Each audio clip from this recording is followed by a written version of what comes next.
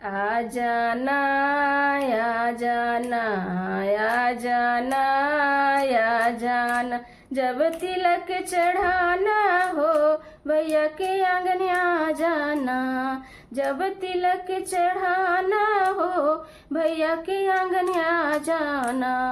आ जाना आ जाना, जब तिलक चढ़ाना हो भैया के आंगन आ जाना।